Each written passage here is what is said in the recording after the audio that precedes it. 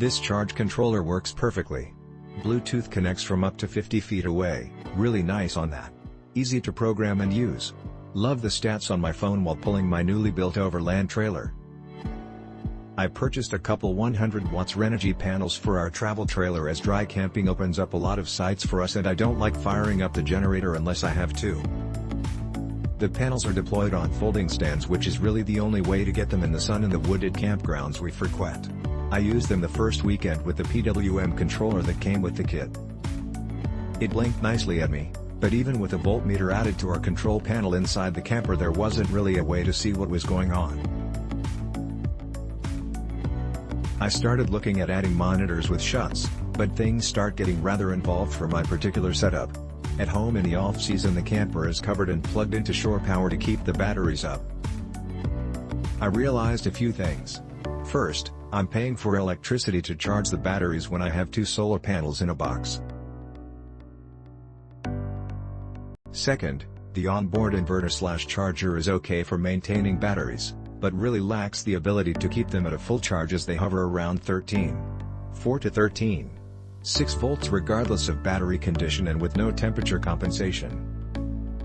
Third, to charge the batteries requires the battery kill switch to be on, meaning I'm also powering gas and carbon monoxide detectors and who knows what other parasitic loads in the camper.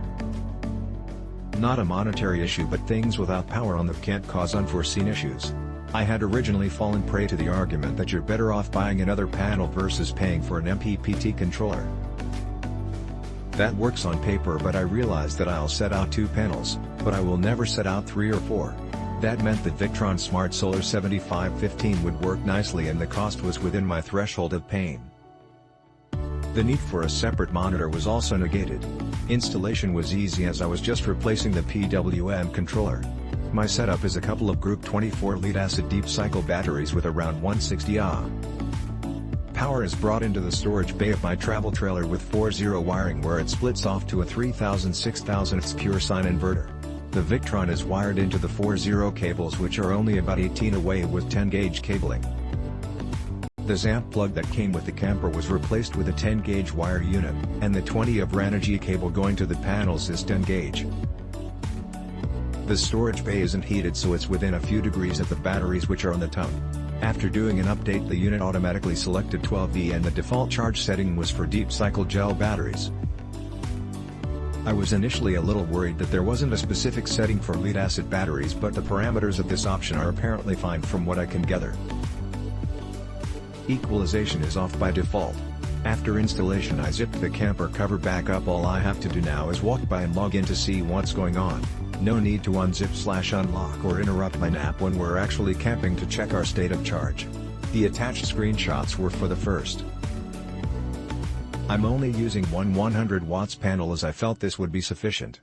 The battery bank was at 90% charge the first day, see handy chart, and I was pleased to see that it got fully charged but concerned that my 100 watts panel was only putting out 35 watts in full sun.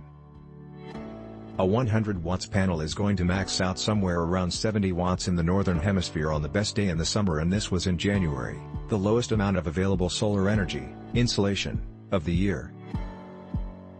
The following days were even worse until I understood that max isn't your panel's peak wattage, it's the peak that the controller will draw from the panel as it manipulates current and voltage to get what it wants. Click link in description for more reviews.